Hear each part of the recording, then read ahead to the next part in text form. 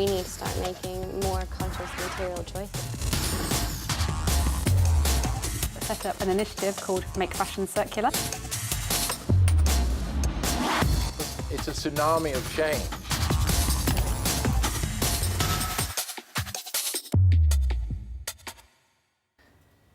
Good afternoon and welcome to the Diff. We're live from Cowes. I'm Joss, your host for this afternoon, and today we're going live to Brussels, where I'm joined by Emmanuel Maire, who works for the European Commission in the Directorate for Circular Economy and Green Growth. Emmanuel, thanks very much for joining us today. How's life in Brussels these days? A bit busy with the new Commission? It's very, very busy and exciting. Good morning, good afternoon to all. It's really good to be with you. And maybe if I can, I will start by thanking MacArthur and the Foundation for what you've been doing over the past years. It's really amazing what you've succeeded in achieving, inspiring citizens, businesses, policymakers to make our economy more circular. So it's really good to be with you at the Diff. Well, thanks. That's very humbling, and thanks again for coming online in these busy times. I think what we'll try to do today is take a look back at the Circular Economy Action Plan package, how this emerged, the difference it's made already, and what's in store for the future. I mean, only the stuff that we can say, of course. There's a lot in play at the moment, but the level of ambition seems to have risen, and hopefully we can talk about that a bit. But maybe, Emmanuel, if we take a step back, and if you talk us through how the actual package came to life, in the light of the report that's been published in March, looking at the 54 actions that have been completed by the Commission. How did that start? Who was around the table? Basically, give us the whole story. I will, but since maybe some people who are listening to us are not very familiar with the European Union and the European Commission, I will briefly start explaining who we are and what we do. The European Union unites 28 member states and 500 million citizens across Europe. We're a major economic power and trading partner. And we have several institutions in the European Union. One of them is the European Commission, and I work for the European Commission. And our role is, first of all, to present strategies to the European Parliament and to the 28 member states, to propose laws and regulations, to manage the EU budget, and to make sure that when we speak at international level, we speak with one voice. So just as a matter of introduction, I wanted to say this. I know that maybe we have people coming from outside Europe listening to us. Yeah, indeed, you're right. We're live across the globe, so it was a useful clarification. Thank you. Yeah. So over the past years, we have seen a lot of scientific evidence that our planet is shrinking. There is pressure on our resources more than never before. We're heading to a 9.5 billion inhabitants on this planet by 2050, and biodiversity and climate change are at risk. So it's clear that we need to change our lives, the way we consume, the way we produce, and we cannot continue with a linear economy where we produce, consume, and throw away valuable resources. So we need to change. And back in 2015, the European Commission presented an action plan, and you refer to that saying that we had 54 actions where we decided to cover the whole cycle, the whole loop. So from production to consumption to waste management and transforming our waste into new resources, secondary raw material to inject them again in the economy. And we have, over the past 4 years, completed all the actions that were contemplated thanks to a big effort from the 28 member states and to the European Parliament.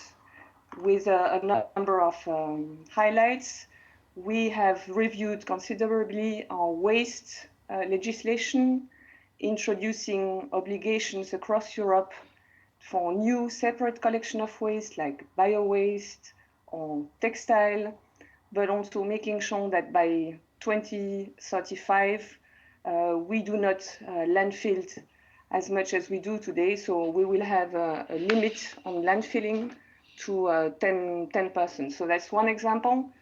But we also acted on plastics to fight marine litter with, first of all, a plastic strategy and also a directive, the Single-Use Plastic Directive, which has been adopted in record time. In less than 9 months, we were able to have one legislation in place to ban some single-use products and also put marking requirements and establish extended producer responsibility for a number of plastics items that we find today on our beaches.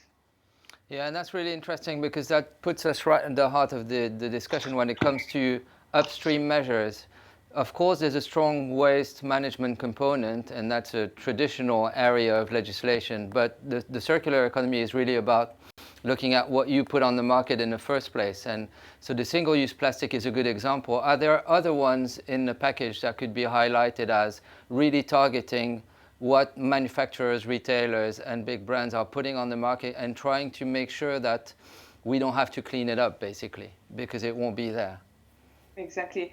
So another example has been in the field of energy-related products. You know that we have a legislation in place called the Ecodesign directive. So originally we were focusing on energy consumption, and progressively we've been looking at energy-related products from a broader material efficiency side. And in the forthcoming weeks, the European Commission will be adopting new eco-design measures, for example, on washing machines or fridges, where we look at the availability of spare parts, of repair options. So again, going beyond energy use and looking at the design of products. And basically, if products are not able to meet those requirements, then they cannot be placed on the European Union markets. Yeah, and that's a very interesting point because internationally as well, that means because Europe is such a big market, of course, there is a prescriptive power to do that. And manufacturers who want to access that market will comply with those directives. Europe has signed an MOU on a memorandum of understanding on circular economy with China. Was that part of the discussion as well, those product standards? And can we imagine that someday we will see an agreement where China and Europe adopt the same sort of standards, therefore creating almost overnight a global market for circular economy products? I think that this is really very much the intention. When you look at the the economic and trading powers of China and the European Union, it makes sense to team up on the circular economy, and this is precisely why we have signed a memorandum of understanding with China. What we are currently looking at is plastics. I think that China will soon announce its plastic strategy, and what we want to do is to find synergies of action on what the European Union has proposed in its plastic strategy and what China is doing. So in October, we will be heading to China to discuss this. I mean, everyone is interested in fighting marine litter. We are very much interested in making sure that our industries speak to each other and to find common solutions, including possibly standards. Yeah, and that's a very, very strong economic agenda as well, because you cannot look at it from the perspective of material flows and designing pollution out of the system, but To go back to the process that presided over the creation of the package, who was at the table from the Commission's perspective? Was it DG Environment? Was it the Economic and Finance Directorate? Who was part of the discussion? I think that it started right at the top, and we had amazing leadership from two vice presidents of the European Commission, Frans Timmermans and Jyrki Katainen, and from two commissioners, the Commissioner for Industry, Mrs. Bienkowska, and my Commissioner for Environment and Oceans, Carmenu Vela.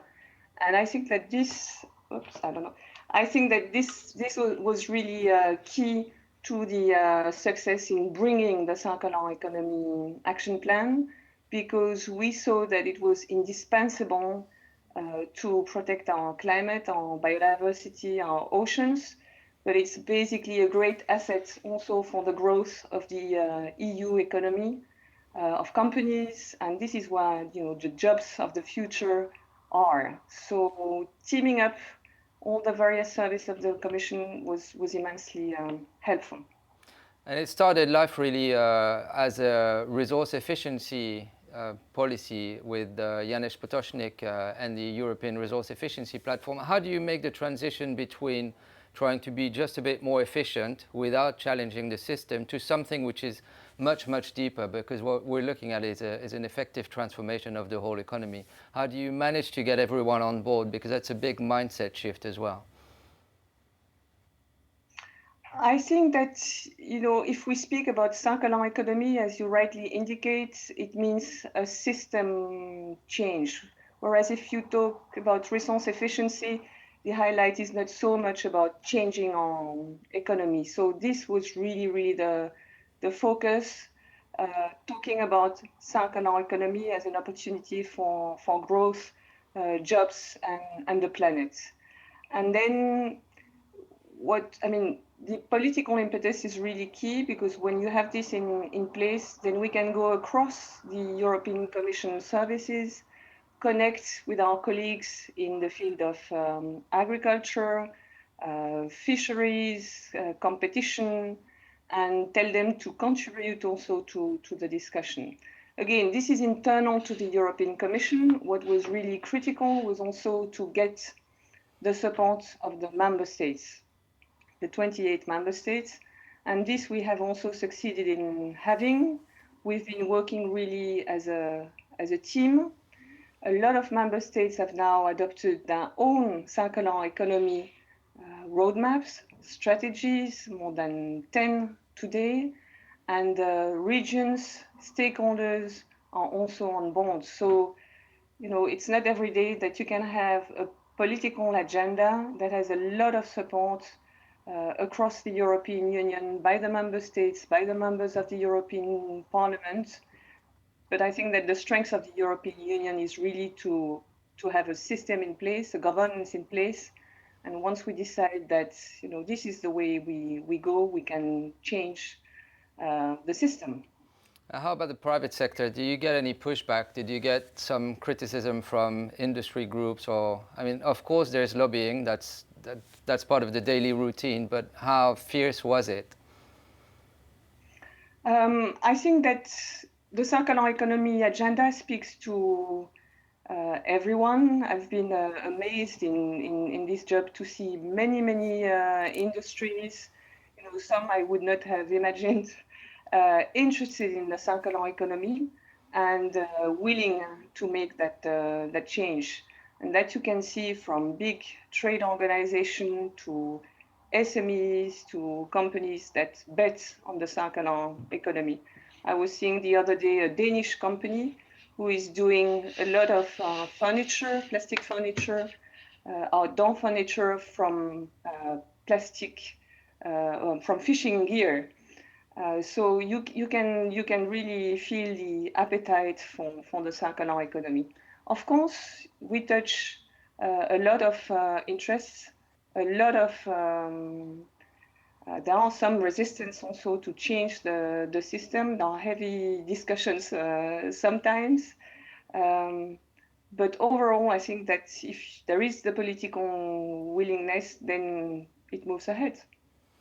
Right, I have questions coming in on the iPad. Obviously, I forgot to tell the audience to do feed your questions in, and I'll try to let Emmanuel answer them if possible. There's one which you might not want to actually address, but I have to ask. It's which nations within the European Union are leading the way? It's always difficult to get a ranking, but you could at least take a chronological approach and say who is the first movers.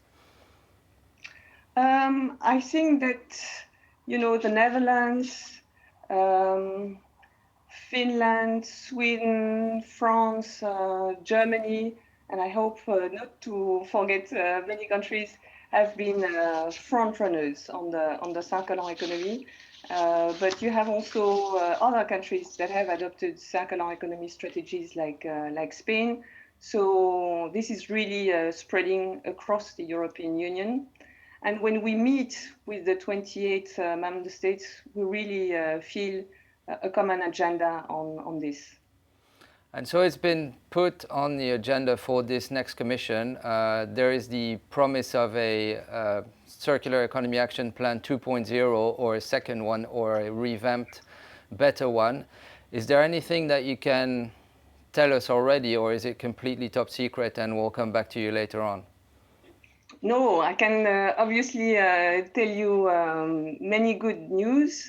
First of all, the fact that the circular economy has made it to the top leaders' agenda. The heads of state and government met in June to discuss the strategic agenda for the European Union. And they have, for the first time, mentioned the circular economy.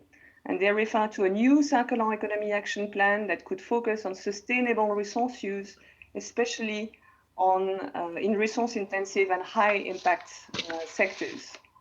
And then our new European Commission President, Ursula von der Leyen, was at the European Parliament in July.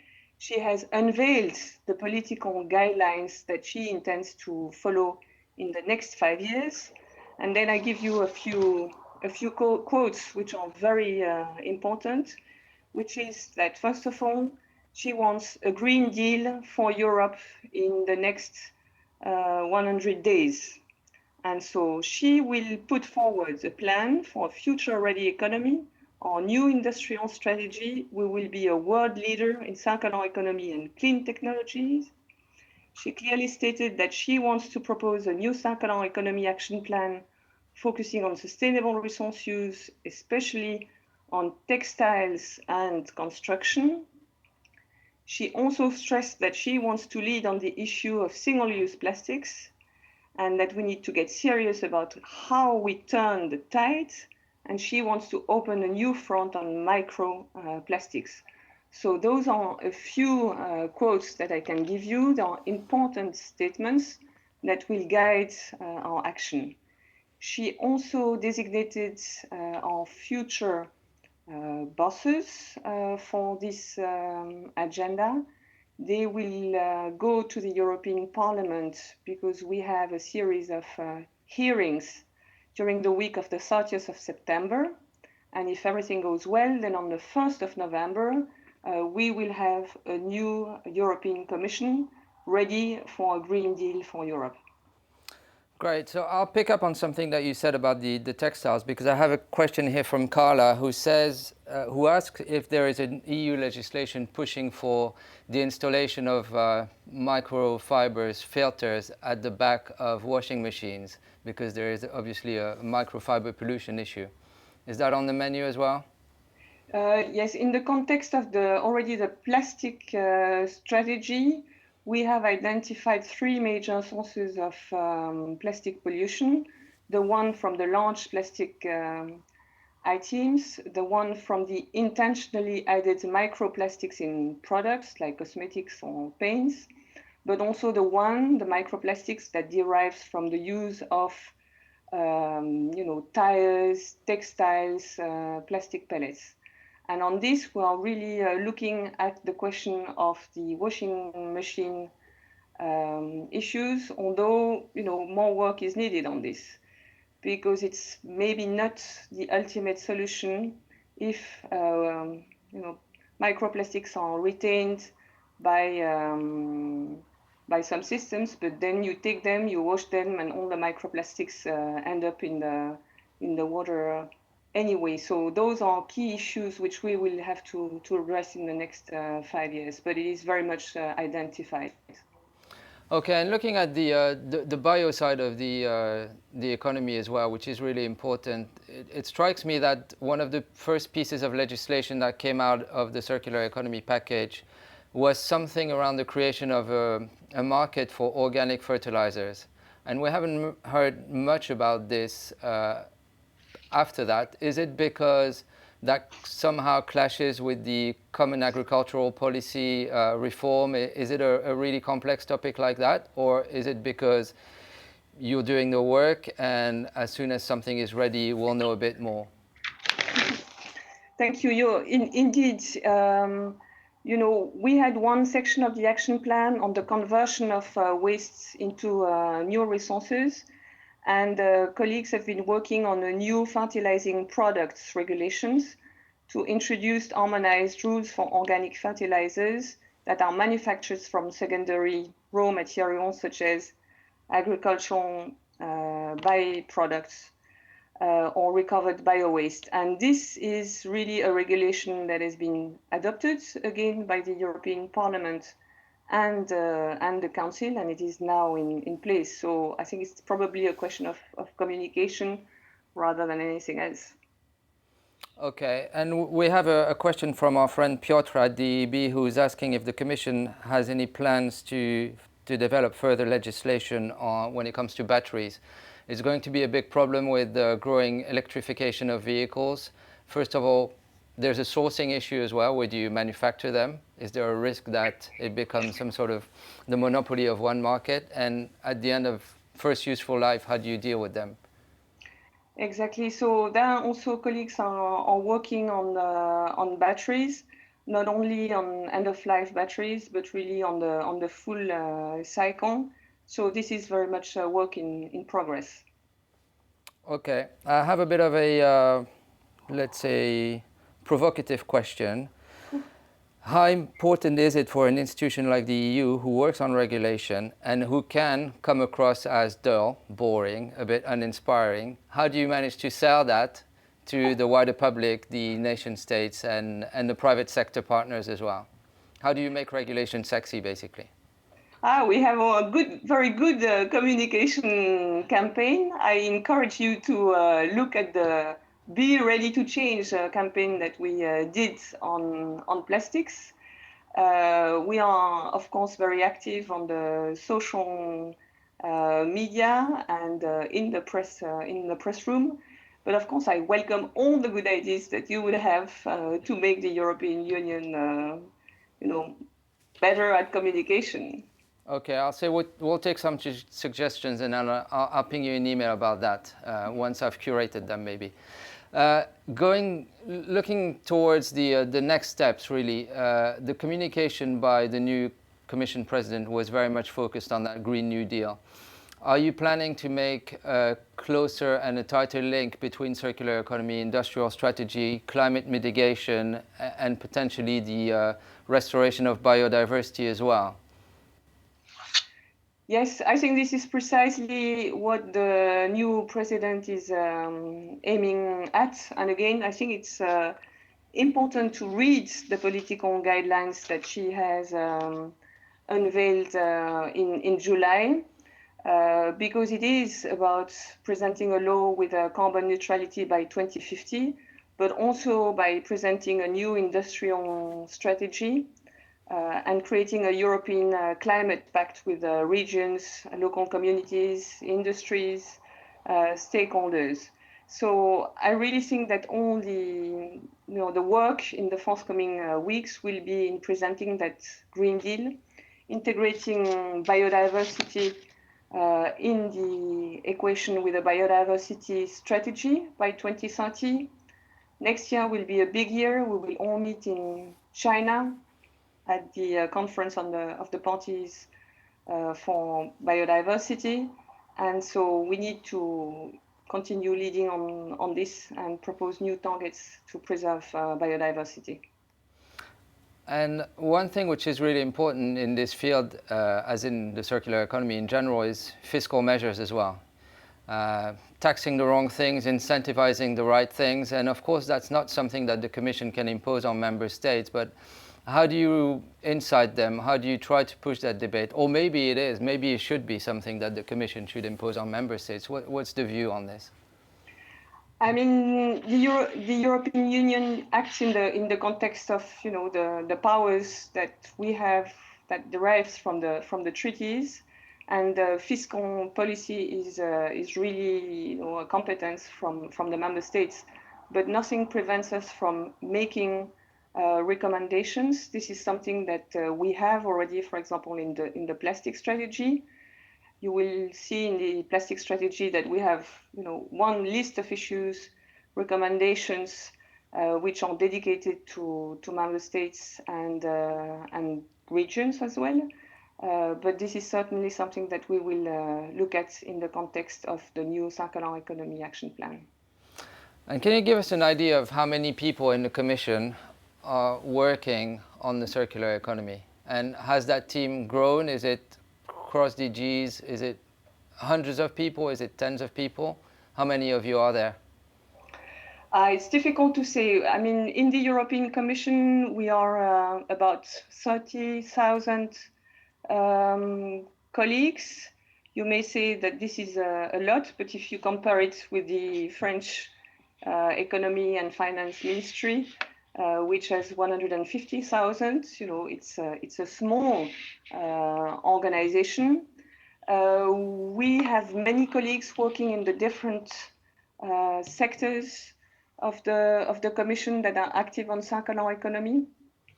For example, if 10 billion euros have been invested in research and innovation, in regional policy, in structural funds, so a lot of people are contributing to the circular economy. I'm unable to give you a precise number of how many. We hope we would be far more. And again, looking at the political agenda ahead, I think that maybe we will have more resources to address this challenge.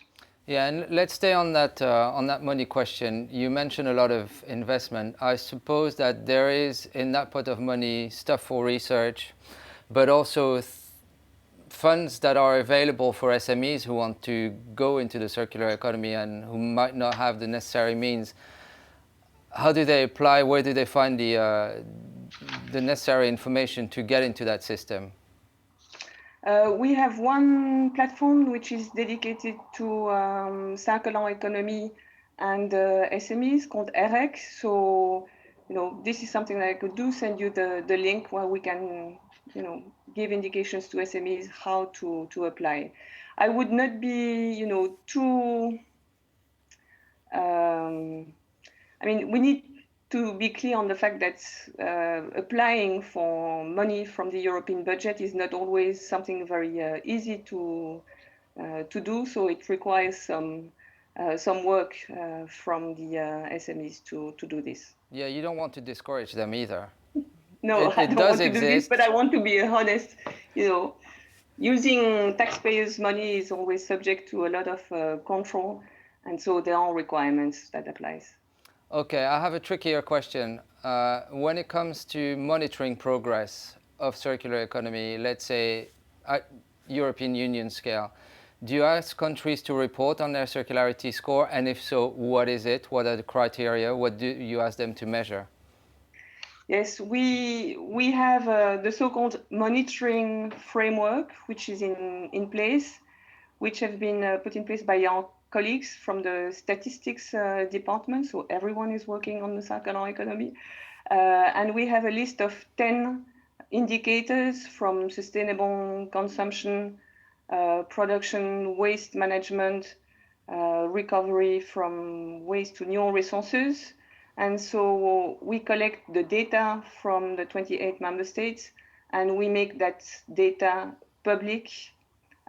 So you can see the trends. So if you type on Google monitoring framework circular economy, you will see the different indicators for example, the level of recycled materials that makes its way to new products, which is about 12%. So we have a lot of scope for improvement on the use of recycled materials in new products, and a big opportunity to change the system. So the keywords, the buzzwords of Brussels is monitoring framework. Okay, and how about monitoring also the progress of Ecodesign directive and the impact it has on the repairability or recyclability of products, because not all materials that are in the system currently lend themselves to proper recycling. So it's almost one indicator only, but you can't reduce circular economy monitoring to recycling rates, can you? No, and we look also at the Ecodesign. I'm sure that there will be new data released on the performance of the Ecodesign regulation soon when we adopt new measures on this. I saw also this morning that we released a Eurobarometer survey on how consumers look at the energy labeling of products, that shows that consumers do take into account the energy efficiency of products when they make the decision to buy one product versus another. So there will be more information on this very soon. Okay, so that links to a question I just received about, is there a plan to develop circular economy labels for products, but why not for sustainable investment as well?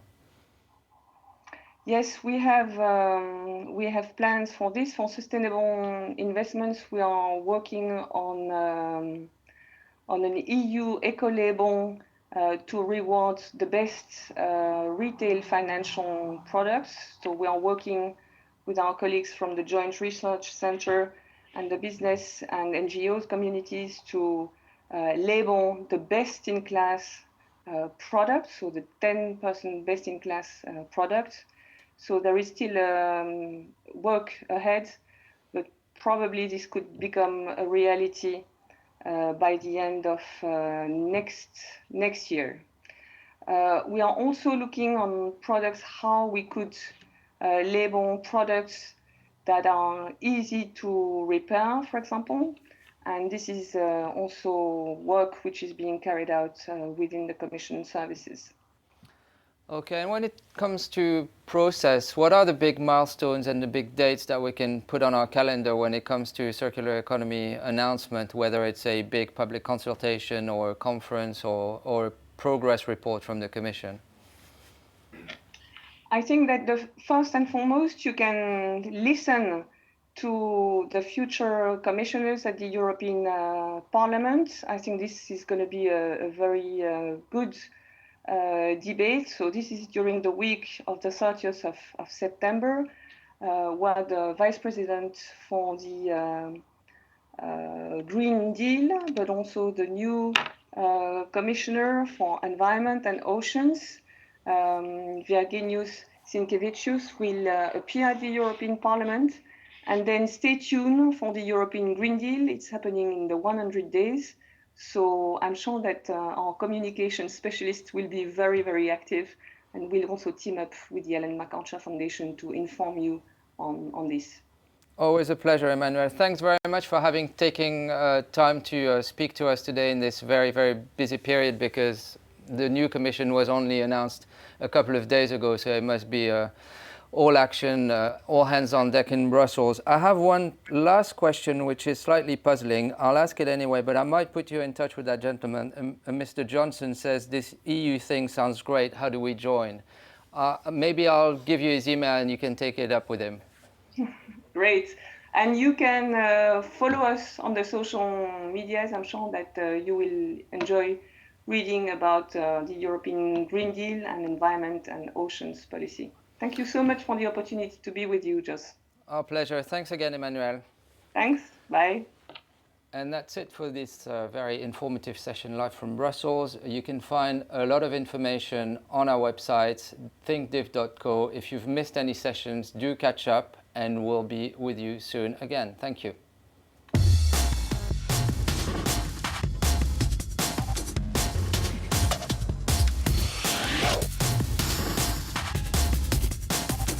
We need to start making more conscious material choices.